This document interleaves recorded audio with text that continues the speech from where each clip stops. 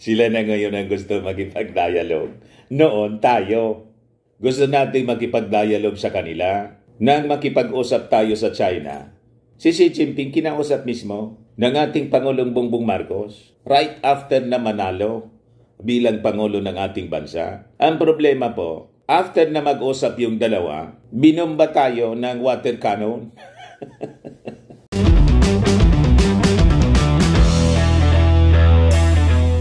Ito naman po yung bago naming product na binibenta online. iGlow Serum, whitening po siya. Tingnan ninyo yung epekto sa aking anak na architect before and now. Yung mga inquiries po ninyo, dumiretso na lang kayo sa kanyang Facebook account, Riz Maravillas. Tumiklop na mga kababayan yung China. Bakit niya, Mr. Maravillas? Tumiklop na po sa ating Pangulong BBM. Gusto na pong makipag-dialogue sa atin. Nakikiusap na po yung China. Kita ninyo? Imposible naman niya, Mr. Maravillas, yung kwento mo. Anong imposible? Ito yung laman ng balita ngayon, mga kababayan. Galing mismo sa Beijing yung kwento sa Sinuanet. Di ba? Napakalinaw, mga kababayan. China urges Philippines to resolve South China Sea disputes through dialogue. Gusto nang makipag-dialogue yung China. Kami noon gustong makipag-dialogue sa inyo. Kaya lang, niloloko ninyo kami at malamang, panloloko naman itong... panloloko na naman po ninyo itong... alok ninyo sa amin na makipag-dialogue. Hindi na ninyo kami maluloko, Xi Jinping. Tuloy lang po, Mr. President Bongbong Marcos. Tuloy lang sa pagbiyahe mo papuntang Amerika with Japanese Prime Minister for the trilateral summit. Huwag paluloko dito sa strategy po ng China. Mga sinungaling yan. Tama pa? Gusto nila mag-offer po, ito yung analysis natin. Gusto nila mag-offer ng dialogue para hindi ituloy ng ating Pangulong Bongbong Marcos ang kanyang mga ginagawa, engaging the leaders, the superpowers of the world. Inakumbinsi na ng ating Pangulong Bongbong Marcos po ang mga leaders ng mundo. Kumampi po lahat sa atin. Walang kumakampi po sa China. O, di ba? Napaka-effective po ng strategy ng ating totoong strong leader, President Bongbong Marcos. Kasi alam po ng China, wala siyang magagawa. Kailangan niyang umatras, mga kababayan dyan sa West Philippine Sea. Kasi nga po, mga kababayan, kukuyugin siya. Wala pong maniwala sa posisyon ng China. Itong sinasabi nilang 9-dash line. Tapos, binago na naman. Ginawang 10-dash line. Wala man pong naniniwala doon. Ni isang bansa po, hindi nire-recognize siya. Tama po, mga kababayan? O ngayon, bukas, tuloy-tuloy na po yung pagpapatrolya ng naval forces ng 4 na mga bansa dito po sa West Philippine Sea. Kaya po nanginginig na si Xi Jinping. Hindi niya kasi po mapaikot yung ating matalinong presidente. Pero niya, Mr. Maravillas, nakita mo yon. May pinos naman yung mga taga Finta Kingdom. May maisog prayer rally na naman daw. Kailangan gawin nila yan, mga kababayan. Kasi nga yan, ang utos ni Xi Jinping, guluhin ang Pilipinas. Divide and conquer. Pag hindi nila yan ginawa, mga kababayan, itong mga hudas dito sa ating bansa, yung daloy ng tubig sa tubo, puputulin yung support ng ng daloy po. So, kailangan nilang gumawa ng activity.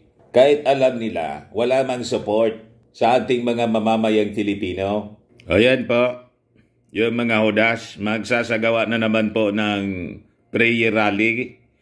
Hakbang ng maisog, candle lighting, prayer rally, Davao del Norte, April 14, 2024, 7 p.m. Dabnor Sports Complex, Mangkilam, Tagum City. Tapos nakalagay dyan, Filipinos are not for sale. Protect our Constitution. Anong protect our Constitution po na sinasabi ninyo, Maudigs? Yung ginawa po ninyo nung incumbency ninyo, culpable. Culpable violation of the Constitution dahil sa ginawa ninyo dito sa West Philippine Sea. Yan ang sabi mismo ni Senior Associate Justice Antonio Carpio. Pwede nga kayong ma-impeach noon. Kaya nga lang, mga kababayan, sabi ni Carpio, ano pamanaan niya? Unang-una ngayon, hindi na siya Pangulo. Nung panahon naman niya na ginagawa niya itong culpable violation of the Constitution, kaalyado niya yung Kongreso.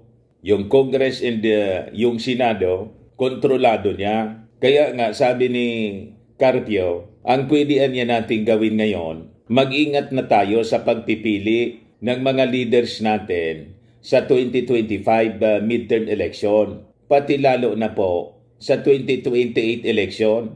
Yung mga sinasabi po natin dito, yun na yung sinasabi ni Carpio. Di ba? Baga niya, Mr. Maravillas, na narinig yung kampanya mo. Di man siguro po. Magkalinya lang kami ngayon ng pananaw ni Tony Carpio po.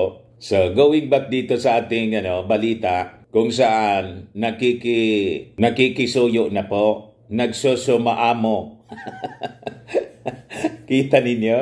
Ang yayabang kasi nitong mga Chinese, yumaman lang po at lumakas yung kanilang military, yumabang na at gustong kamkamin yung hindi sa kanila. Pure greed and policy of imperialism, mga kababayan. Hindi makontento ng napakalawak nilang lupa. Number 3 po, number 3, largest country yung China in terms of land mass. Hindi pa makontento. Pati yung atin po, gustong kamkamin. Anong klaseng mga tao ito? Hindi po papayag yung aming matapang pero humble, walang yabang sa katawan na Pangulong Bongbong Marcos. O ngayon, hindi umobra yung angas ninyo. Gusto na ninyong makipag-dialogue. Huwag po muna, Mr. President. Huwag ninyong papatulan itong panluloko ng China. Diretso lang po sa mga summits po ninyo dyan sa Amerika. At kailangang maiposisyon natin yung mga gamit dito sa mga IDCA sites. Pag nakaposisyon na dyan yung mga ultimate weapons as deterrence, pwede na tayong mag-usap. Pwede na tayong makipag-dialogue sa China. So sabi nga po, we have to negotiate with strength. Hindi po pwede po na makikipag-negotiate tayo, makikipag-usap tayo sa China nang wala tayong puwersa. So we should be back up with force. And it should be superior force. Pag hindi po, kakamutiin tayo nitong mga Chinese. Yan po ang katotohanan niya. Inaposoy siya ng ating Pangulong Bongbong Marcos. Ito yung balita, Xinhua, Beijing, April 3. China once again urges the Philippines to respect the facts and return to the right track of properly managing and resolving disputes through dialogue and consultations as soon as possible. Sabi po ng Chinese Foreign Ministry spokesperson na si Wang Wenbin. Diba, tumiklo po sa ating Pangulong Bongbong Marcos. Sila na ngayon ang gusto makipag-dialogue. Noon, tayo. Gusto natin makipag-dialogue sa kanila. Nang makipag-usap tayo sa China, si Xi Jinping kinausap mismo ng ating Pangulong Bongbong Marcos right after na manalo bilang Pangulo ng ating bansa. Ang problema po, after na mag-usap yung dalawa, binomba tayo ng water cannon. Ganun ang mga ugali niya. O ngayon, ang ginawa ng ating Pangulo, kasi alam niya hindi sincero yung China, pinagluluko lang tayo. Umiba ng strategy, walang dialogue muna. Pero open tayo sa dialogue. Yun ang laging sinasabi ng ating Pangulo. Pero yung ating Pangulo, hindi man nakikipag-dialogue muna. Di ba? Open tayo sa diplomacy. Pero ang ginagawa ng ating Pangulong Bongbong Marcos, kausap yung Amerika, kausap yung yung Japan, kausap yung Australia, kausap yung Germany, kausap yung France, kausap yung Czech Republic, kausap yung India, all the like-minded nations, mga kababayan. And these are powerful countries. Mayayaman and militarily, they have their military might. Kaalyado natin ngayon. Pati yung South Korea, ayon, checkmate si Xi Jinping. Huwag kami, hindi ninyo kami maluloko na. Tuloy lang po, Mr. President. You are on the right track. Itong sinasabi na return to the right track ng China. It is a trap. Yan ang katotohanan yan, mga kababayan. Panloloko, parang yung mga local rebels po, makikipag-peace talks. Afterwards, peace talk niya tayo, ceasefire. Mangaman-ngaman, sabi dito sa amin, bigla na lang pong may marinig kang ambos. Na-ambos, mga kababayan, yung ating mga sundalo. Di ba ganun yung strategy? So it is a trap. So sabi dito sa balita, in response to a query concerning an open letter by Philippine Defense Secretary Gilberto Teodoro Jr., spokesperson Wang Wenbin said at a Daily News briefing that the Philippines keeps accusing China of intimidating smaller countries without mentioning at all the Philippine occupation and encroachment on China's territory. Inansya Gondao, that is a real propaganda trap. Sabi po ni Wang, kita ninyo, mga kababayan, binabaliktad tayo. Habang gusto nilang makipag-dialogue, ina-accuse tayo na tayo, mga kababayan, ang nag-encroach sa kanilang territory. Mga loko talaga po. Ang layo-layo ninyo, 1,200 kilometers, yung distansya ninyo dito sa territory na sinasabi ninyo, na within our exclusive economic zone as decided by the UNCLOS. You are part of the UNCLOS, pero ayaw ninyong i-recognize. Anong klaseng mga pag-iisip mayroon po kayo? Sabi ni Wang, on the issue niya of Rinay Jiao, it's not the size but the behavior of a country that determines who is right and who is wrong. Sabi po ni Wang. Yung Rinay Jiao, mga kababayan, yung ang tawag nila sa ayongin natin. Pinangalanan nila ng Chinese para isipin ng buong mundo. Kanila, what? Kaya nga po, mag-ingat po tayo dito sa strategy ng mga Chinese. Mag-establish sila ng kung ano-ano mga pangalan. Kahit dito sa ating bansa, gamit yung mga foundations nila. Huwag nating itotolerate yung ganyang mga gawain nila. Kasi pagdating ng panahon, ikiklaim nila na kanila, nandito anya kami, matagal ng panahon. O tingnan ninyo anya yung mga mark, yung mga landmark. Maglalagay sila ng mga landmark. Tapos sasabihin nila kanila. Kaya gamit nga po yung kanilang kultura. Yung Happy New Year po. Kung iwatsay. Isa yan yung ginagamit nila, mga kababayan. Cultural invasion. Sinasana yung pag-iisip ng mga tao sa buong mundo, lalo dito sa atin.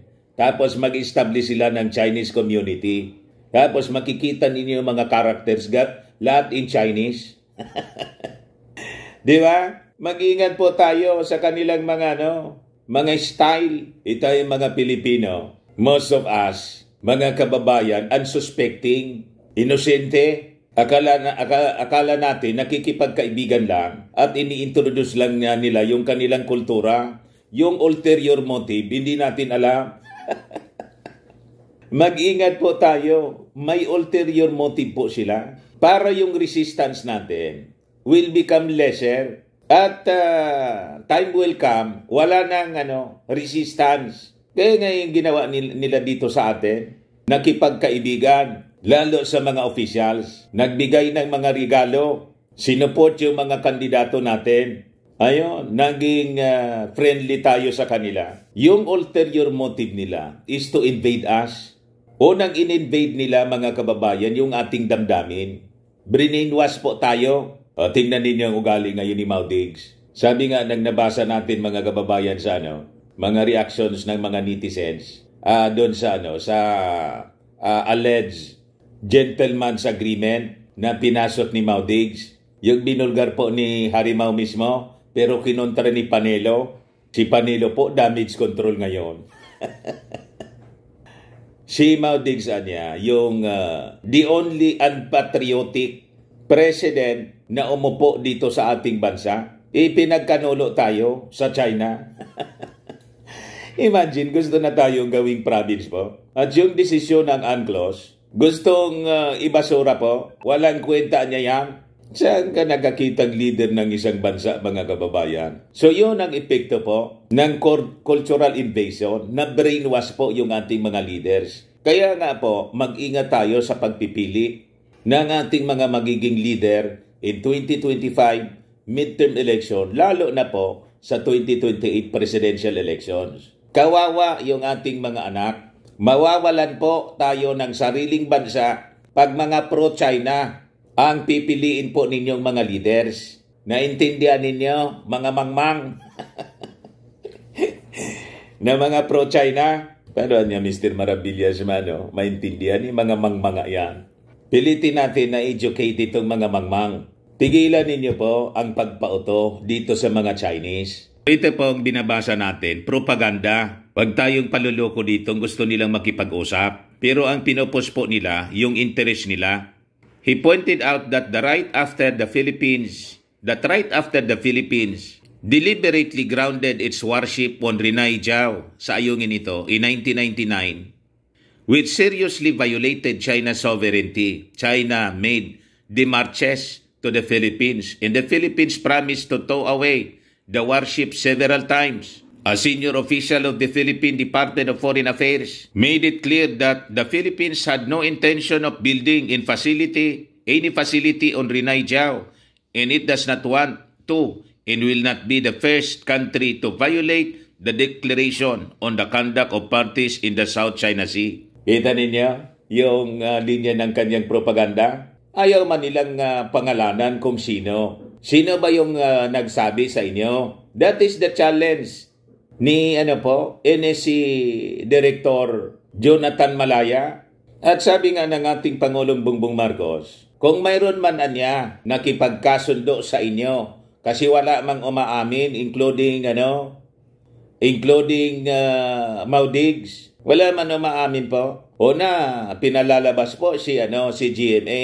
Nagtuturuan po. Pangalanan ninyo kung sino. Ito yung challenge ni Malaya kahapon po sa interview. Malaya challenge to China. Name person who promised to tow away BRP Sierra Madre. Sabihin ninyo, sige man lang ang daldal ninyo na may nag-promise sa inyo. Pangalanan ninyo para kuyogin namin dito. Ma-file ng kaso at ikulong. Mga kababayan, for treason. Tapos, yung kulungan niya, special na kulungan dyan sa gitna ng South China Sea. Doon siya ikulong. Tama? Yun ang sinasabi ni Wang Minbin, mga kababayan. Sabi ni Wang, but 25 years on not only has not the Philippines fulfilled its promise to tow away the warship, it has even attempted to send construction materials to large-scale repair and reinforcement of the warship in order to build permanent structures on Renai Jiao. Unang-una, wala kayong paki kasi it is within our EEC. Kung ano yung gawin namin sa aming bakuran, may karapatan na kami. That is 100 kilometers away from our landmass. Kayo, 1,200 plus kilometers. Napakalayo na ninyo. Marasa pabaya. Sabi nga, mga kababayan. At may desisyon yung UNCLOS na amin. That is exclusive to us. Pointing out that the Philippines has gone back on its words and stirred up trouble to provoke China. O kita ninyo, tayo pa yung nagpo-provoke. He said the behavior of the Philippines not only breaches the understandings between the two sides, on handling the Rinay Jiao issue. Ayungin po ito. But also violates the DOC, especially its Article 5 on refraining from action of inhabiting the presently uninhabited islands, reef shoals, case, and other features. The Philippines is clearly responsible for the current tensions in the South China Sea. Sabi po ni Wang, so binabaliktad po tayo habang gusto nilang makipag-dialogue. Kaya tama yung ating mga analysis. Huwag po ninyong patulan yung offer ng dialogue. It is a trap. Kumbaga, makikipag-dialogue tayo, iposition muna natin yung mga nuclear weapons dito sa mga EDCA sites. Pag na-position na natin yung mga nuclear deterrence natin, and we have all the allies on our side patrolling the West Philippine Sea to ensure regional peace. O di mag-usap na tayo. Tama? So tama po ang strategy ng ating Pangulong Bongbong Marcos. Hindi siya nagpapaloko dito sa mga Chinese na to na ang saswapang po at walang isang salita tulad ng mga minions nila dito na mga hodas. Paiba-iba ang mga statements po at putting words into the mouth of other people just to suit their interest, mga kababayan, to serve their interest, their agenda. Selfish agenda, madaling sabi, mga kababayan.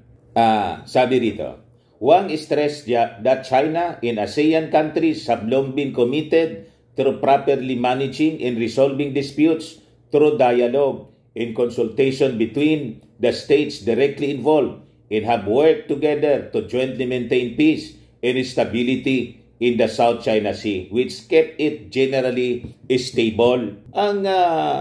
Ang dahilan po kung bakit nagkaroon ng instability, kaguluhan na dito po, hindi man kami, not even the ASEAN countries. Ang rason po kung bakit may tension dyan, kayo, binabaliktad ninyo. Kayo yung pumasok dito Nang nandyan lang kayo sa inyong bakuran, hindi pa kayo umaabanti dito, hindi nag-establish ng mga artificial islands. Napakalinaw po yung ginawa ninyo. Documented. Lahat panloloko yung ginawa ninyo. Noong panahon, ano sabi ninyo? Nang masilip ng aming Navy, Coast Guard, yung mga fishermen, yun pala mga agents ninyo yun, hindi man mga fishermen. Sumisilong lang anya kami rito. Nagkumpol-kumpol yung mga bangka. Tapos pagbalik ng aming Navy, may dala na kayong mga construction materials. Tapos sabi ninyo, paraan niya pag may bagyo, masamang panahon, may maduungan man lang, masilungan yung aming mga mangingisda. The next time na bumalik po, barko na yung dala ninyo. Nakita ng aming mga authorities, nagko-construct na kayo ng airport. Hindi ba yun yung gawain ninyo? And the rest is history. At umabante kayong umabante. Nakita na yung swarming. Lagi na, permanente na kayo dyan. So plus na, Plus na pangloko yung ginawa ninyo sa amin. Asa pa kami, ay asa pa kayo na maniniwala kami sa mga sinasabi ninyo. Will not believe you. Kasi mga manloloko kayo. Naintindihan ninyo mga Chinese? Kaya nagkakasundo kayo ng mga hudas namin dito sa Pilipinas kasi pari-parehas kayo mga manluloko. Ito pong sabi nila dito, published by Xinhua, lahat ito propaganda, panluloko po. It's a trap. We once again urge the Philippines to respect the facts, observe the relevant understanding between the two sides, and DOC provisions follow the consensus reached between China and ASEAN countries, and return to the right track of properly managing and resolving disputes through dialogue and consultation as soon as possible. Sabi po ni Wang, nakikiusap siyang bumalik daw sa dialogue. Ang dami ng dialogue pong ginawa sa inyo. Habang nakikipag-dialogue kami, yung mga milisya ninyo, dire-diretso sa ginagawang illegal activities dyan sa West Philippine Sea. Iba yung sinasabi ninyo sa ginagawa. Double to kayo. Yan ang katotohanan niya. Kaya dalang-dala na po kami sa inyo. Kaya yung ating Pangulong Bongbong Marcos, tama yung kanyang desisyon na huwag na munang makipag-usap sa inyo. Although open kami sa ganyan, unahin muna namin na kausapin yung mga tao, mga leaders ng mundo that is committed to support us na may interest din dito sa West Philippine Sea. Kasi ang gusto nila, open silang siya for passage ng mga kalakal. Kasi alam nila yung intensyon ninyo, gusto ninyong isarayan at dumaan sa inyong mga kamay. Kontrolin. Hindi maaari. Magkakagulo lang pag ganon. And in fact, that is the direction of the world, mga kababayan. Kaya sabi ko sa inyo, mag-ready po tayo. Prepare for war. Yung intensyon ng ating Pangulo is to maintain regional peace. Pero talaga, may mga taong nanggugulo po at yung gira po will happen po. Wars and rumors of wars, all these things must come to pass. But the end is not yet. Sabi po mismo sa Word of God. Sa totoo lang, we are close to malapit na po yung tribulation. Malamang in our lifetime, mga kababayan, magsabong ang mga bansa sa buong mundo, and that is the tribulation period. Ang mundo po ay mahuhulog sa napakatinding labanan, gulo. We're closer to World War III. Sa totoo lang po, mga kababayan, hindi ninyo nakikita ang alliances and galawan ng mga leaders ng mundo. That includes our president. Pero ang ultimate objective ng ating Pangulo, peace in the region. Pero hindi natin maalis yung mga taong may ambisyon po na manggulo. So, kahit ayaw natin, mapipilitan tayo na maghanda. Ito na po yung ginagawa natin. And in fact, i-share ko sa inyo po ito, hindi para takutin kayo. Baka isipin ninyo, umayo na ako dito sa mga nagpapakalat ng fake news na ang ating Pangulong Bongbong makikipaggira na sa China. Di ba? Hindi ganun po. Ang ating Pangulo, gusto niyang pigilin ang nakaambang gera. So nakikipag-usap siya dito sa mga leaders ng mundo para po i-preempt ang possible conflict. Kaya yan po ang kanyang pinagkakaabalahan ngayon.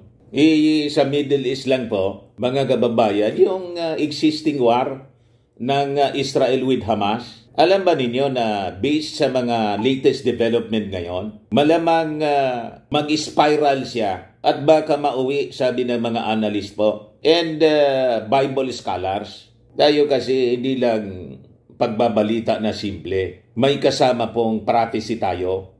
Kasi lahat po ng mga pangyayari sa mundo are part of the unfolding prophecy. Iyan po ang katotohanan yan. So, mag-ready po tayo. Kasi talaga po we will be facing difficult times. Ito yung balita ngayon. Newsmax World, Israel on high alert as Iran retaliation imminent. World War III possible. Kita ninyo, pinag-uusapan na po ang possibility na baka magka-World War III. Wag naman niya sana, Mr. Marabilia. Siyempre, tayo po, ayaw natin ng ganyan. Pero all these things must come to pass. There will be wars and rumors of wars, famines, pestilences, earthquakes. Sa Marianas Islands po, tinamaan ng lindol. Sunod-sunod yung lindol ngayon. Pati dito sa atin, sa Mindanao. Yung Japan, tinamaan din the other day. Kahapon yata, yung sa Marianas Island po, 6.2 magnitude. 12 na po yung patay pala doon sa Taiwan. Butit konti lang, mga kababayan. At may 4 na injury, mga Filipino. Tapos nandun si Secretary Bello po para i-award yung $10,000 para doon sa isang OFW na nagka-injury. Ito yung earthquake alert. Niyanig ng magnitude 6.7 pala na lindol yung Marianas Islands. Ito po yung binigyan ni Secretary Bello ng $10,000 aid O 4 na OFWs hurt in Taiwan quake get $10,000 aid, sabi po ng MECO. Yan ang ating Pangulong Bongbong Marcos, mga kababayan. Lahat ng mga pangangailangan, mga concerns ng ating mga kababayan, including yung mga tinamaan ng lindol, nagka-injury, inaasikaso niya. Pero hindi niya pinapabayaan po itong problema natin sa West Philippine Sea. So next week po, lalarga siya papuntang Amerika for the Trilateral Summit. So ipanalangin po natin ang safety ng ating Pangulong Bongbong habang nasa abroad kasi magsasagawa na naman po ng panggugulo yung grupo ni Maudigs.